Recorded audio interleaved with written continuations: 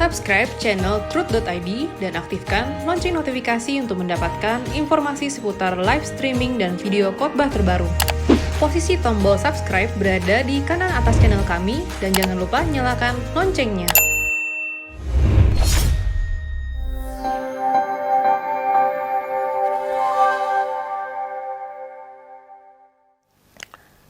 Shalom, Bapak Ibu para pecinta suara kebenaran yang saya kasihi.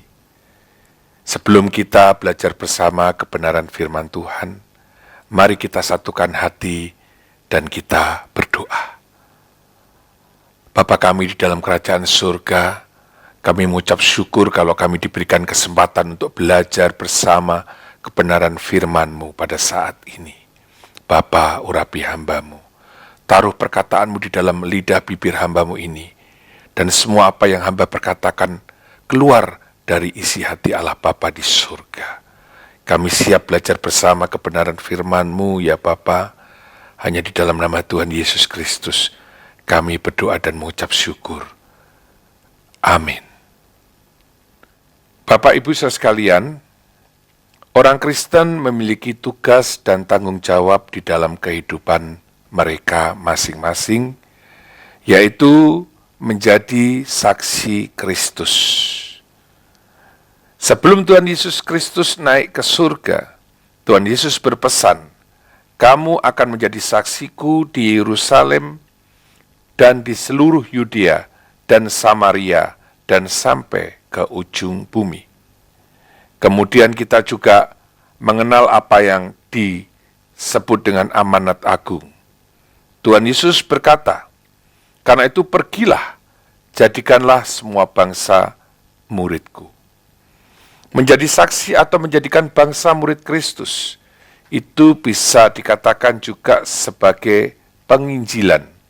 Tetapi Bapak Ibu Saudara sekalian, harus dipahami bahwa menginjil yang dimaksud adalah bukan hanya berbicara mengenai Injil, misalnya melalui kebaktian kebangunan rohani dan sejenisnya, atau menjadi seorang pengkhotbah.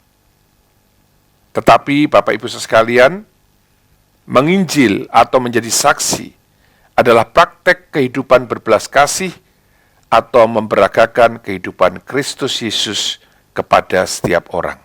Saya ulang, menjadi saksi itu memperagakan kehidupan Tuhan Yesus Kristus kepada setiap orang. Jadi Bapak Ibu sekalian, kalau saudara mau menjadi saksi yang tadi saya katakan sebagai tugas dan tanggung jawab kita sebagai orang Kristen, maka saudara dan saya harus memperagakan kehidupan Yesus Kristus di dalam hidup saudara kepada setiap orang. Sehingga orang boleh mengenal Tuhan Yesus melalui hidup saudara. Bapak Ibu saudara sekalian, kita banyak melihat hamba-hamba Tuhan sukses di dalam pelayanan. Mereka membuat orang yang belum mengenal Tuhan Yesus Kristus menjadi percaya dan menerima Tuhan Yesus sebagai Tuhan dan Juru Selamatnya. Banyak hamba Tuhan atau pendeta berhasil memenangkan jiwa bagi Kristus. Tetapi Bapak Ibu saudara sekalian, tidak sedikit juga kita mendengar banyak hamba Tuhan yang jatuh ke dalam dosa.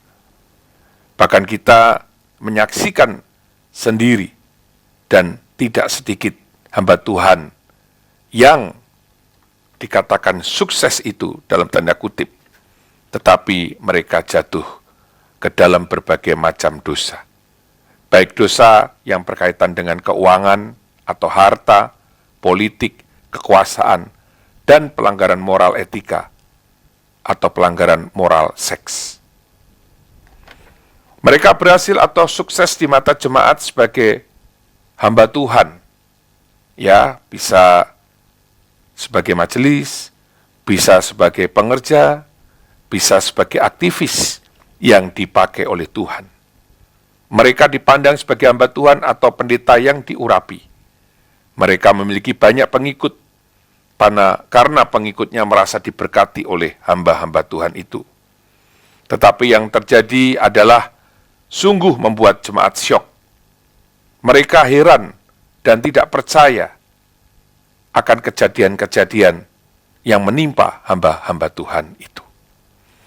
Bapak Ibu, untuk menjadi saksi itu memang tidak harus menjadi aktivis, menjadi pengerja, menjadi majelis, atau menjadi gembala. Siapapun bisa menjadi saksi. Tapi di sini saya hendak mengingatkan khusus kepada para hamba Tuhan. Mengapa demikian? Sebab seharusnya hamba Tuhan itu menjadi contoh dan teladan. Nah, kalau hamba Tuhan sendiri gagal, bagaimana dengan jemaatnya? Kalau hamba Tuhan sendiri jatuh ke dalam dosa, bagaimana dengan jemaatnya? Karena kita tahu bahwa hamba Tuhan itu pasti memiliki kemampuan berteologi lebih daripada jemaatnya. Tapi kalau hamba Tuhan jatuh ke dalam dosa, jatuh ke dalam berbagai pelanggaran moral, etika dalam kehidupan, kan ini menjadi sesuatu yang tragis bagi kita, orang Kristen, bagi saudara dan saya yang sudah dipilih oleh Tuhan menjadi umat. Bapak Ibu Saudara sekalian, di sini saya akan memberikan beberapa contoh hamba Tuhan yang jatuh. Tetapi saya mohon maaf, bukan bermaksud untuk menghina atau melecehkan hamba Tuhan yang jatuh. Tetapi saya mau mengambil contoh. Inilah kenyataan yang bisa dialami oleh siapapun. Dan tentu saya juga berharap siapapun saudara, apapun kedudukan saudara di gereja, tidak jatuh ke dalam dosa. Seharusnya Bapak Ibu Saudara sekalian, dari hari lepas hari itu kita semakin sempurna. Kita itu harus terus mendandani manusia batiniah kita. Terus bertumbuh. Terus menjadi dewasa Bapak Ibu Saudara sekalian. Sehingga saudara dan saya itu menjadi bejana yang indah di mata Tuhan. Saudara dan saya itu menjadi permata-permata hatinya.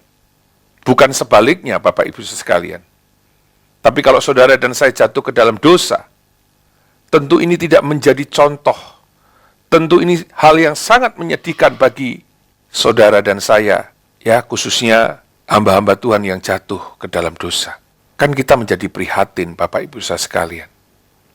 Sekali lagi bukan bermaksud untuk melecehkan atau menghina hamba-hamba Tuhan. Dan kemudian kenapa saya memberi contoh hamba Tuhan? Karena hamba Tuhan itu adalah teladan. Kalau teladannya itu berbuat tidak benar, bagaimana umat yang dipimpinnya, Bapak Ibu sekalian? Oke, saya berikan beberapa contoh. Di Amerika ada seorang pengkhotbah yang meminta kepada jemaatnya untuk mendanai pembelian pesawat yang tidak murah harganya, sekitar 750 miliar. Nah, bagaimana ini bisa terjadi Bapak Ibu sekalian? Kan seharusnya hamba Tuhan tidak boleh seperti ini. Tentu dia hanya mau memuaskan keinginannya. Ya mungkin prestis, mungkin dia bangga kalau memiliki jet pribadi. Dan jet pribadi ini jet pribadi yang keempat. Coba kita bisa bayangkan. Bagaimana itu bisa terjadi di dalam kehidupan seorang hamba Tuhan. Kemudian berikutnya, kemerosotan moral hamba Tuhan juga terjadi di Korea Selatan. Negara yang beberapa tahun silam mengalami revival ini juga tidak luput terkena dampak kemerosotan hamba Tuhannya. 2018 pengadilan Korea Selatan menjatuhkan vonis terhadap seorang pendeta dengan hukuman 15 tahun penjara. Gereja itu memiliki jemaat yang tidak sedikit Bapak Ibu Saudara sekalian. Ada sekitar 130.000 anggota jemaat. Tetapi rupanya gembala atau pendeta dari gereja tersebut melakukan perbuatan pelanggaran moral berat. Para korbannya mengaku melakukan perintah pendeta itu karena merasa dia adalah Tuhan. Dia punya kekuatan ilahi. Korbannya menyampaikan kesaksian bahwa pendeta itu telah meminta mereka datang ke apartemennya dan memaksa berhubungan seks. Saya tidak mampu menolaknya, kata jemaat itu. Dia melebihi raja. Dia adalah Tuhan, sambungnya. Sembari menambahkan bahwa dirinya sudah menjadi anggota gereja itu sejak kanak-kanak. Hal ini diterangkan oleh jemaat itu kepada media sosial di sana. Dan secara keseluruhan terdapat 8 perempuan yang melaporkannya, yang membuat pendeta tersebut ditahan. Kemudian kita juga mendengar seorang pemimpin dan penulis terkemuka di Amerika. Dia menulis sekitar 2 lusin buku. Sering diundang di berbagai acara untuk seminar di banyak negara. Saya sendiri beberapa kali ikut seminarnya di Indonesia. Dia meninggal beberapa waktu yang lalu oleh karena penyakit kanker. Tetapi setelah kematiannya, dia ditemukan menjalani kehidupan ganda dengan pemaksaan kepuasan seksual dari terapis-terapis panti pijat yang ada di sana. Bapak Ibu sekalian, banyak tuduhan pemerkosaan yang diarahkan kepada hamba Tuhan ini.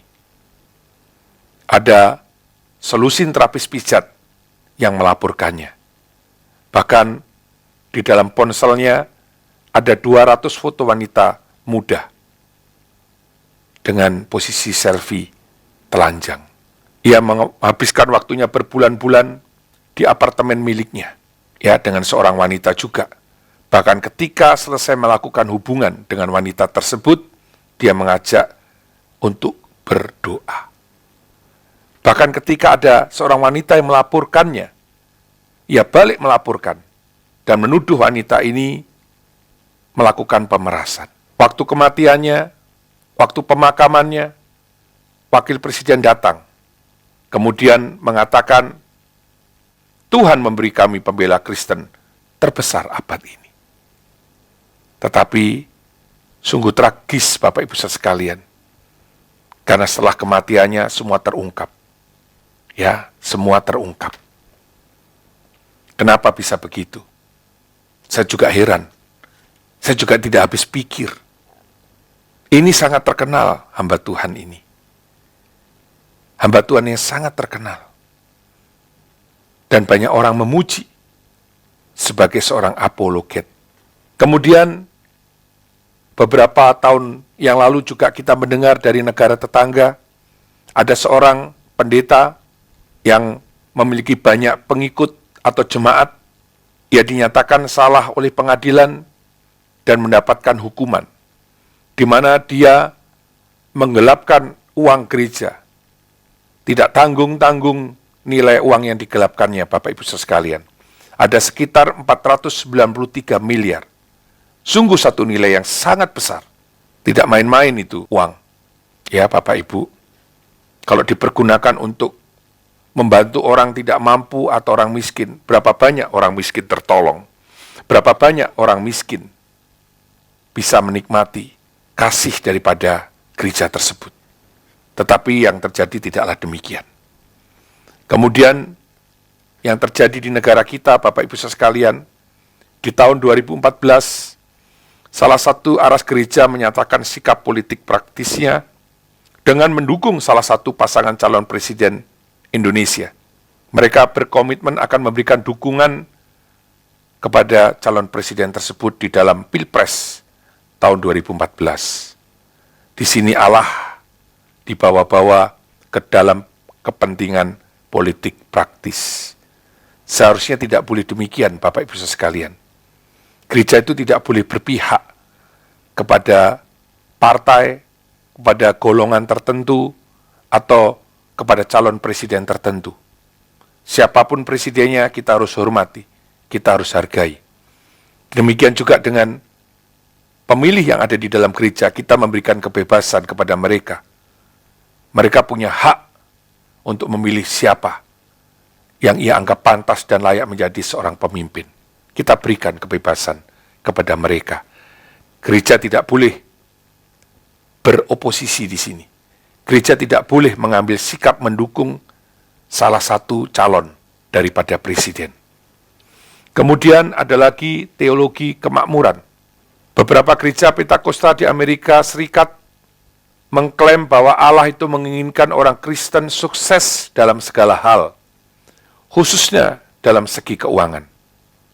Ajaran mereka mengacu di dalam Alkitab Perjanjian Lama, yaitu di dalam Ulangan pasal 8 ayat yang ke-18, yang mengatakan, tetapi haruslah engkau ingat kepada Tuhan Allahmu, sebab dialah yang memberikan kepadamu kekuatan untuk memperoleh kekayaan, dengan maksud meneguhkan perjanjian yang diikrarkannya, dengan sumpah kepada nenek moyangmu seperti sekarang ini.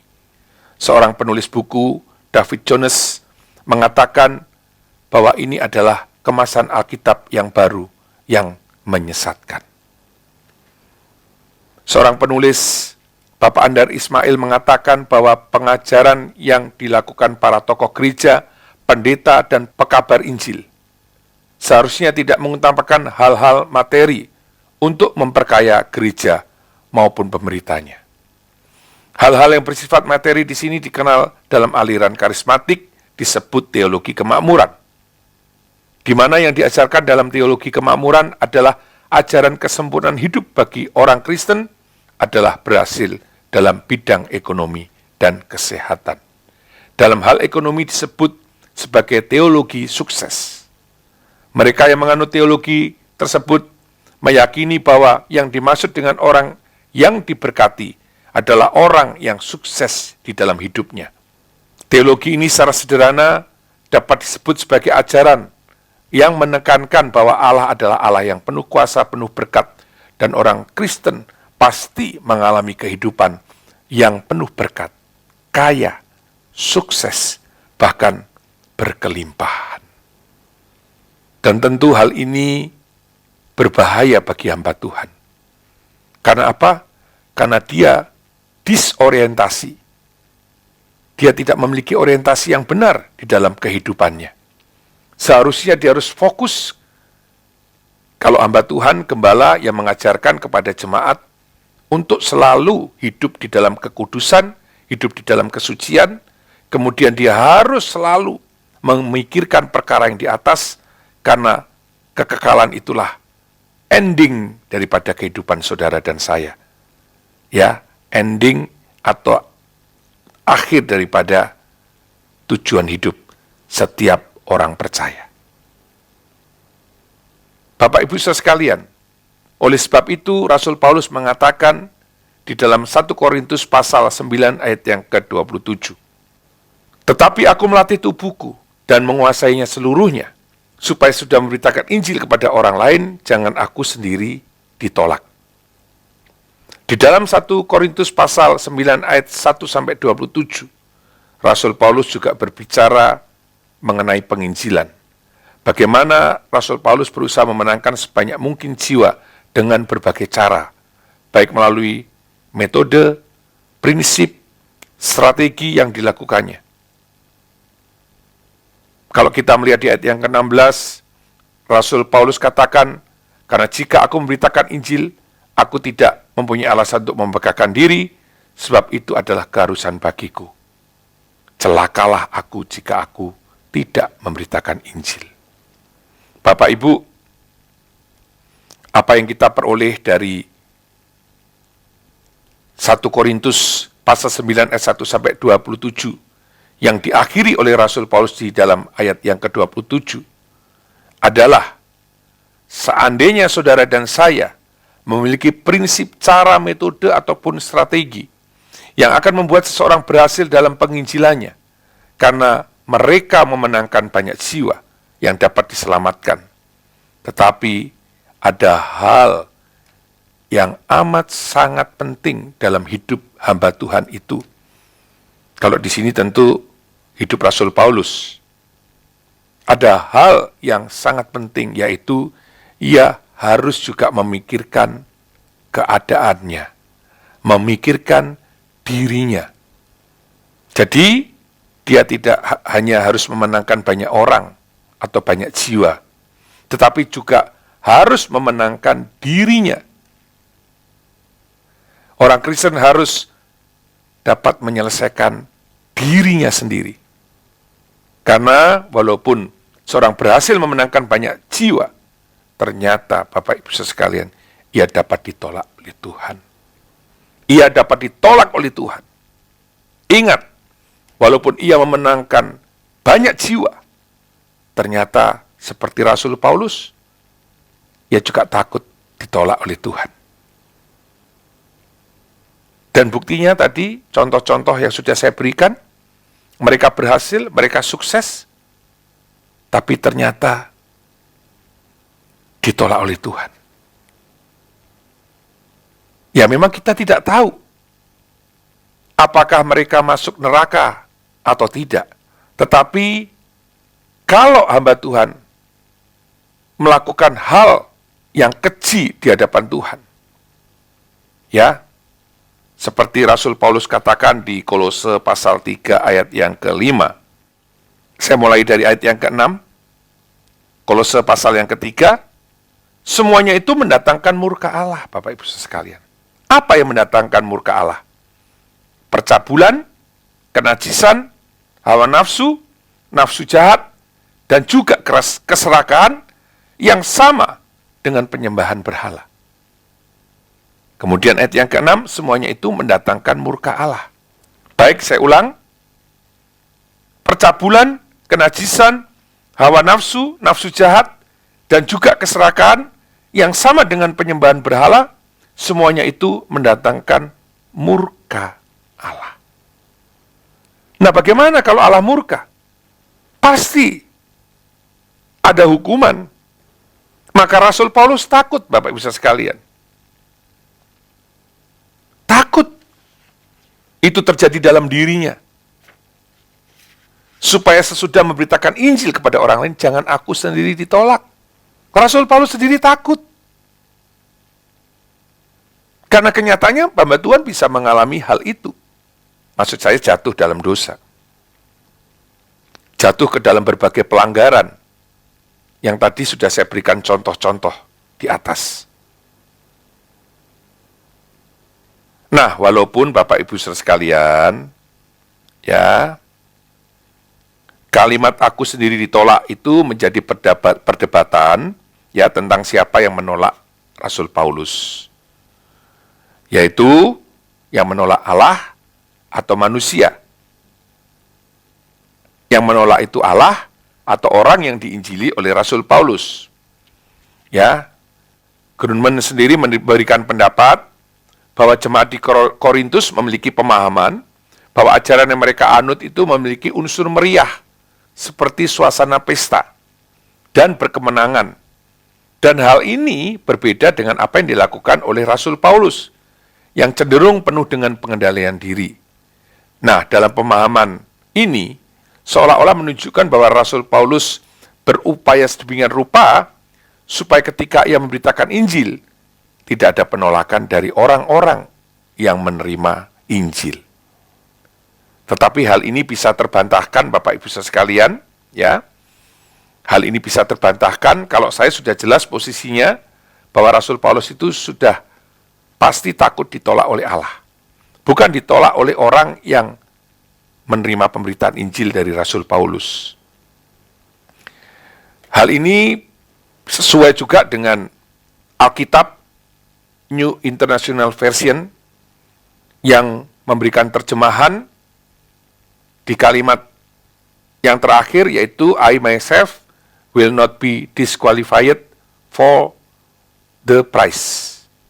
Ya, kalau saya terjemahkan keseluruhan daripada terjemahan NIV, yaitu aku memukul tubuhku, ya, melatih tubuh itu memukul tubuhku, dan menjadikannya budakku.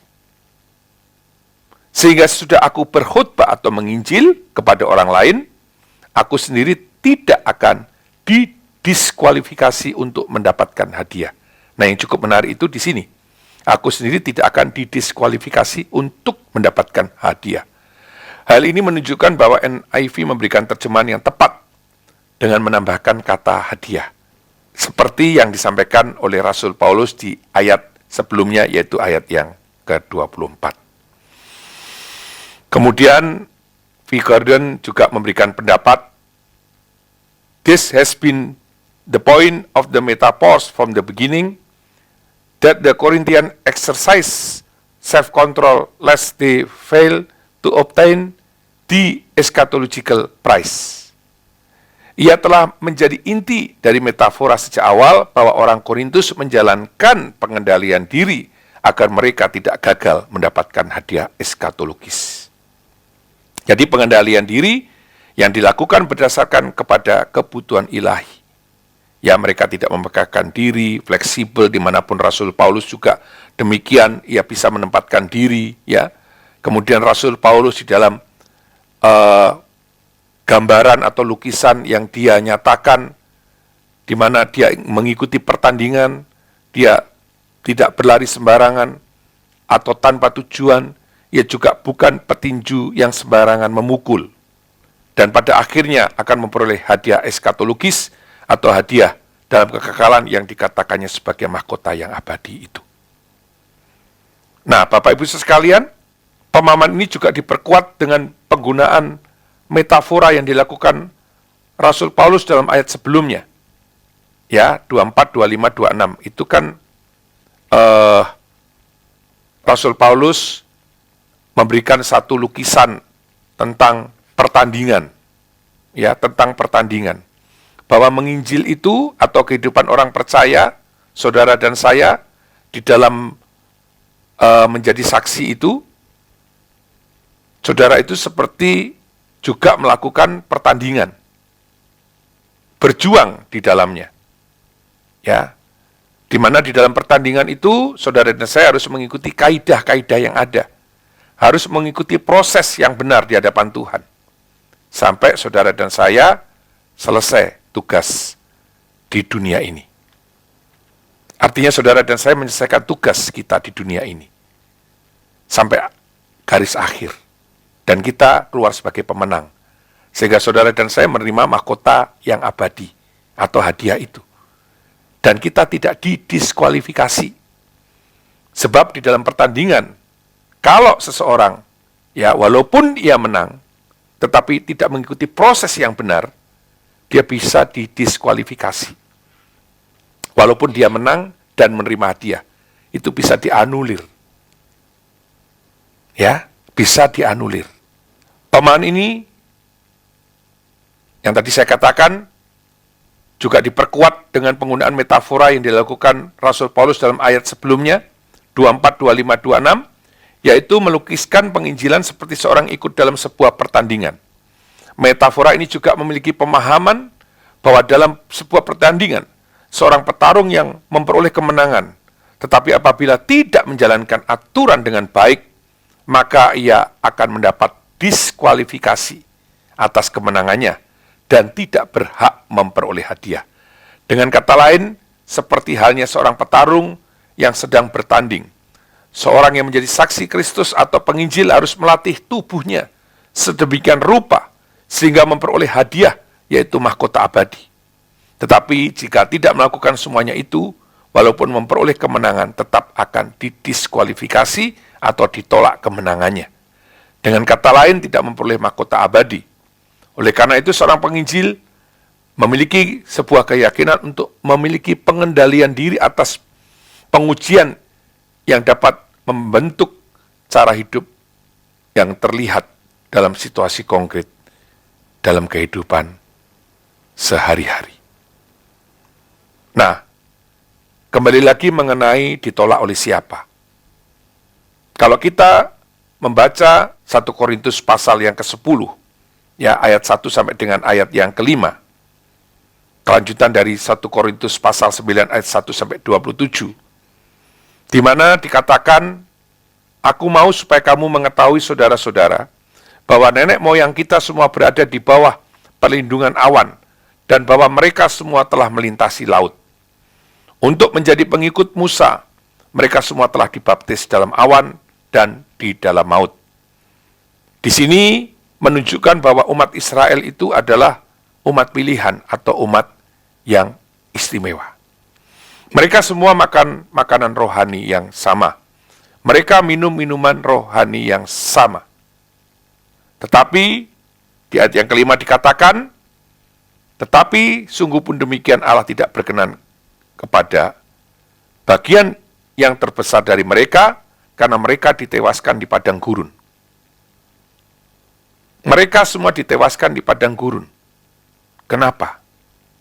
Ayat yang ke-6, semuanya ini telah terjadi sebagai contoh bagi kita untuk memperingatkan kita, supaya jangan kita menginginkan hal-hal yang jahat, seperti yang telah mereka perbuat. Jadi walaupun mereka umat pilihan, mereka umat istimewa. Tetapi kalau di dalam proses kehidupan mereka, mereka jahat di mata Tuhan. Karena mereka menginginkan hal-hal yang jahat. Mereka melakukan perbuatan yang tidak berkenan kepada Allah Bapa di surga. Dikatakan, menginginkan hal-hal yang jahat seperti yang telah mereka perbuat. Akhirnya Tuhan, Allah Bapa di surga, menghukum mereka. Endingnya maksud saya, pada akhirnya, mereka ditolak oleh Allah. Jadi supaya tidak ditolak oleh Allah, maka di dalam proses perjalanan hidup kita, seperti proses perjalanan hidup umat pilihan, umat yang istimewa, kita benar di hadapan Tuhan. Supaya kita tidak dihukum. Supaya saudara dan saya tidak menerima hukuman. Ditolak oleh Allah. Bapak Ibu, ditolak itu di situ adokimos, artinya tidak layak. Palsu, terkutuk, terbuang. Adokimos. Tidak layak. Nah, kemudian berikutnya Bapak Ibu sekalian, tidak mungkin Rasul Paulus itu takut ditolak oleh manusia atau orang yang menerima penginjilannya. Tidak mungkin. Rasul Paulus tidak takut kepada manusia. Kalau kita melihat kisah di mana Rasul Paulus waktu masih menjadi anggota Sanhedrin, Mahkamah Agama yang hanya dijabat oleh 71 anggota. Dan Rasul Paulus menjadi salah satu anggota Sanhedrin. Dia tidak takut meninggalkannya, Bapak Ibu sekalian. Bahkan dikatakan apa yang sudah diperolehnya itu dianggapnya sebagai sampah. Karena apa? Karena pengenalannya akan Kristus. Dia lebih menghormati Tuhan Yesus. Dia lebih menghargai Tuhan Yesus daripada apa yang selama ini itu dia pahami. Bahkan dia memiliki jabatan yang sungguh sangat terhormat sebagai anggota Sanhedrin. Jadi, saya boleh simpulkan bahwa Rasul Paulus tidak takut ditolak oleh manusia. Dia takut ditolak oleh Allah. Karena apa? Karena dia tidak berkenan. Walaupun dia sudah memberitakan Injil dengan luar biasa. Bahkan dikatakan, upahku adalah ketika aku memberitakan Injil tanpa upah. Jadi di sini pun kita harus memahami, kalau dari tadi saya bicara hadiah, itu bukan bermaksud bahwa saudara dan saya memiliki tujuan yaitu hadiah itu. Tidak, Bapak Ibu sekalian. Kita menjadi saksi, kita menginjil, kita memenangkan jiwa, tujuannya bukan hadiah. Tetapi harus diingat, konsekuensi logis dari seseorang yang sudah bekerja, dia mendapatkan upah. Itu konsekuensi logis. Walaupun saudara tidak minta, pasti dapat reward dari Allah Bapa di surga. Tetapi itu pun bukan menjadi tujuan kita. Kita tidak dapat juga tidak masalah, Bapak Ibu. Diberi hadiah, puji Tuhan, tidak diberi juga tidak masalah. Bukan menjadi persoalan bagi saudara dan saya. Yang penting bagaimana saudara dan saya menjadi saksi. Dan banyak jiwa dimenangkan. Banyak orang dimenangkan. Nah, kembali lagi di dalam 1 Korintus pasal 9 ayat 27. Tetapi aku melatih tubuhku dan menguasainya seluruhnya. Bapak Ibu, melatih dalam teks aslinya adalah hupopiaso. Hupopiaso secara harafiah artinya memukul muka di bawah mata sampai mata menjadi biru atau lebam sehingga membuat tak berdaya. Rasul Paulus mengatakan bahwa ia memukuli mukanya sampai memar dan biru. Artinya ia harus menguasai dirinya pada tiap bagian. Jika tidak, Rasul Paulus takut bahwa sudah memberitakan Injil kepada orang lain, seperti halnya dengan peraturan di dalam sebuah pertandingan, sewaktu ada pengumuman, ia ditolak, walaupun ia mencapai garis finish sebagai pemenang. Bapak Ibu, semua orang itu pasti merindukan berhasil di dalam hidupnya, termasuk di dalam pelayanan yang dilakukannya. Tapi harus diingat, dia harus bisa mengendalikan diri. Dia harus bisa menguasai diri. Dia harus mampu melatih tubuhnya. Kalau di dalam Kolose pasal 3 ayat yang kelima, Rasul Paulus juga mengatakan, karena itu matikanlah dalam dirimu segala sesuatu yang duniawi. Segala sesuatu yang duniawi. Apa itu yang duniawi? Yaitu percabulan, kenajisan, hawa nafsu, nafsu jahat, dan juga keserakahan yang sama dengan penyembahan berhala. Sama dengan penyembahan berhala. Sama dengan penyembahan berhala. Semua itu mendatangkan murka Allah. Ya, Allah tidak berkenan kalau saudara tidak mematikan dalam diri kita segala sesuatu yang duniawi. Kalau hamba-hamba Tuhan itu bisa jatuh, rupanya dia tidak mematikan apa yang duniawi, Bapak Ibu sekalian. Lah jelas itu contohnya, mereka tidak menjaga kesucian hidup. Lah jelas itu contohnya, mereka masih gila harta. Nah itu jelas contohnya, mereka masih melakukan korupsi, pelanggaran moral, seks. Mereka masih mencintai dunia. Maka dikatakan, ya, itu percabulan, itu kenajisan, itu hawa nafsu, itu nafsu jahat, dan juga keserakahan. Harus kita matikan, itu monster kita. Sebab kalau tidak, Bapak Ibu sekalian, saudara bisa gagal. Seperti contoh-contoh tadi.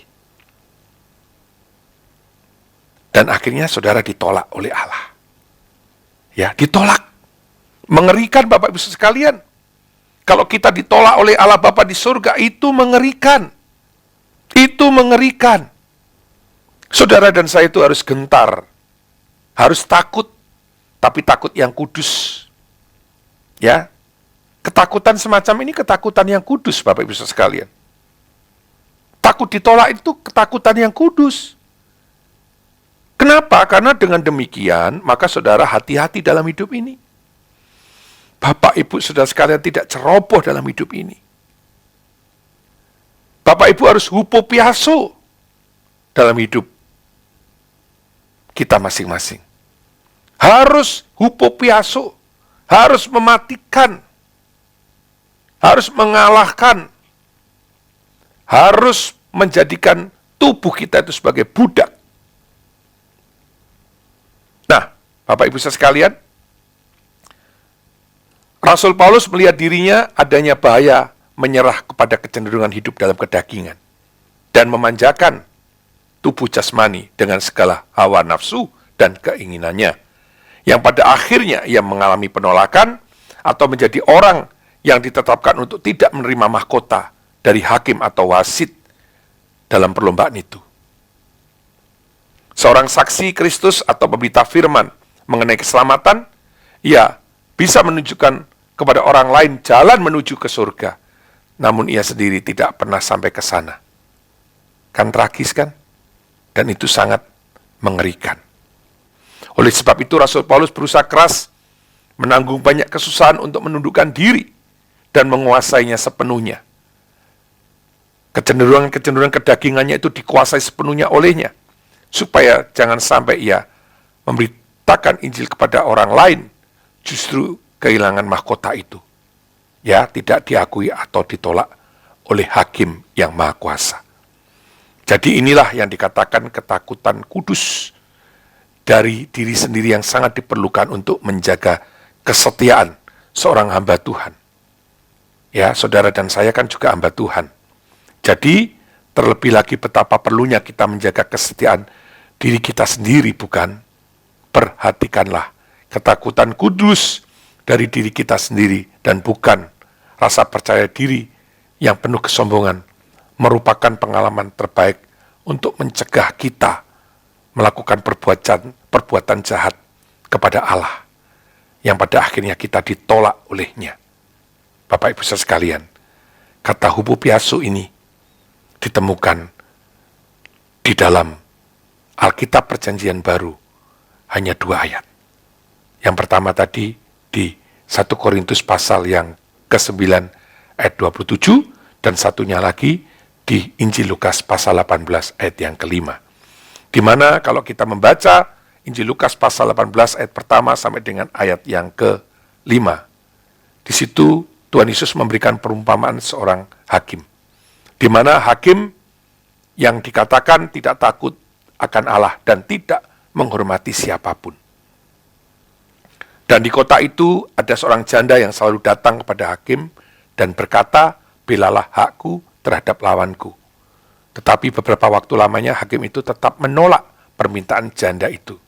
Tetapi kemudian ia berkata dalam hatinya, "Walaupun aku tidak takut akan Allah dan tidak menghormati seorang pun, namun karena janda ini menyusahkan aku, baiklah aku membenarkan dia, supaya jangan terus saja ia datang dan akhirnya menyerang aku." Nah, kata menyerang di situ digunakan kata hupopiazo. Hakim yang tidak takut kepada Allah dan tidak menghormati siapapun, takut kepada seorang janda. Takut janda ini menyerang, artinya hakim itu kalah. Nah, demikian juga dengan tubuh kita. Tubuh kita itu kan, susah sekali untuk dijinakkan, Bapak Ibu sekalian. Mungkin lebih dari hakim yang tidak takut akan Allah dan tidak menghormati siapapun. Karena dalam diri kita itu ada nafsu jahat, ada kesombongan, ada percabulan, kata Rasul Paulus di dalam Kolose pasal 3 ayat yang ke-5 tadi, ada kenajisan, ada hawa nafsu, nafsu jahat, ada keserakahan. Kan ini perumpamaan. Tidak jauh beda dengan hakim yang lalim ini, Bapak Ibu sekalian. Tapi dia takut dihupopiazo oleh janda ini. Jadi hupopiazo itulah yang akan mengalahkan keinginan daging saudara dan saya, sehingga saudara dan saya selesai finishing well sampai pada akhir hidup kita. Selesai dengan sempurna di hadapan Bapa, indah di hadapan Bapa. Sehingga saudara dan saya tidak ditolak. Ya, indah di hadapan Bapa. Kan saudara sering menyanyikan lagu, "Bapa, ku mau indah di matamu dan mulia dalam pandanganmu." Nah, kalau saudara mau indah di hadapan Bapa dan mulia dalam pandangannya, ayo kita kalahkan, matikanlah apa yang ada di dalam diri kita. Supaya saudara dan saya sekali lagi tidak ditolak oleh Allah. Jadi jangan sampai saudara sudah menjadi saksi, apalagi sekarang saudara sebagai majelis, aktivis, hamba Tuhan, yang sudah berjerih lelah, yang sudah bekerja keras, di dalam pelayanan kita masing-masing, di dalam pelayanan saudara masing-masing, ternyata saudara tidak happy ending. Ya, saudara tidak finishing well. Kan tragis, Bapak Ibu sekalian. Ayo, melalui pemberitaan firman pada saat ini, saudara diingatkan dan kita mau berubah. Ya, kita mau berubah supaya kita tidak jatuh. Supaya saudara dan saya menyelesaikan pertandingan dengan baik dan memperoleh mahkota yang abadi. Dan saudara Tidak didiskualifikasi oleh Allah Bapa di surga. Ya, tidak didiskualifikasi oleh Allah Bapa di surga. Selamat berjuang. Tuhan Yesus memberkati. Mari kita berdoa. Allah Bapa kami di surga, kami mengucap syukur. Kalau Engkau mengingatkan kepada kami. Kalau Engkau menegur kami mau berubah Bapa. Kami mau menyelesaikan pertandingan dengan baik dan memperoleh mahkota yang abadi. Kami tidak mau didiskualifikasi Bapa. Oleh sebab itu kami mau terus melatih tubuh kami dan menguasainya seluruhnya. Tidak ada yang bisa kami sisakan dalam hidup ini kecuali kami berkenan kepada Bapa.